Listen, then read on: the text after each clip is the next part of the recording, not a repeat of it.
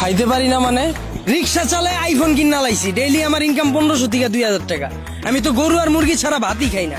আর জিনিসপত্রের দাম বাড়লে কি হইছে, ইনকামও তো বাড়ছে। কিভাবে? কিভাবে আবার কি, আগে রাস্তার এই মাথার থেকে ওই মাথায় গেলে 20 টাকা লইতাম, এখন লই 40 টাকা। ইনকামও বাড়ছে, জিনিসপত্রের দামও বাড়ছে। আগে তো পান্তা ভাতও জুটতো না, এখন তো গরু ছাড়া ভাতই খাই না। ওই বেটা, তুই কি নেশা করছস? নেশা করে এইসব কথা কইতাছস? আমি 20,000 টাকা চাকরি কইরা না পারি খাইতে, না পারি ঘর ভাড়া দিতে, জিনিসপত্রের খালি দাম আর দাম। হালার ঘরে হালা, তুমি চাকরি করতে যে কাম করো 7 ঘন্টা, তোমার কি বেতন দিব 2 লাখ? যোগ্যতা নাই, আবার দোষ দাও সরকারের। তার মানে কি আপনি বলতে চাচ্ছেন সবাই জব বাদ দিয়ে রিক্সা চালাবে? অবশ্যই। আমি কি কইলাম, আমি তো গরু ছাড়া ভাতই খাই না।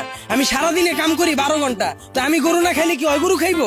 ওই বেটা, তুই তো অশিক্ষিত, তুই চাইলে রিক্সা চালাইতে পারবি। আমার ছোট ভাই অনার্স পাস কইরা রাস্তায় ঘুরে চাকরি পায় না, ওই চাইলে কি তোর মতো রিক্সা চালাইতে পারবো? হালার ঘরে হালা, মাস্টার্সের সার্টিফিকেট বাসায় ঝুলাই থুই আইছি, পুরা সে বাসা বানাইছে।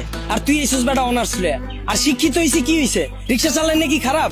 আর শিক্ষিত হইছি দেখে কি এখন আমি রিক্সা চালাইতে পারবো না? বাবু মাইনছে কি কইবো? ওই বেটা, তোরা কি মাইনছে বাদ দিয়া যায়? আর হালার ঘরে হালারা, তোরা 2 দিন পর পর নাটক করস, সার্টিফিকেট পুরা এলাস। অনার্স মাস্টার্স পাস করছস টাল্টিবাল্টি করে, চাকরি পাবি কইতে? যারা পাওয়ার হেরা পায়, এরা নিজেরা ওইভাবে তৈরি করে। তোরা 10 লাখ বেকার ঘুরস কি লিগা? সরকারের দোষ দাস কি লিগা? তোরা যখন বুঝছস যে তগরে দিয়া পড়ালে হইব না, করতে গেছিস কে জোর কইরা?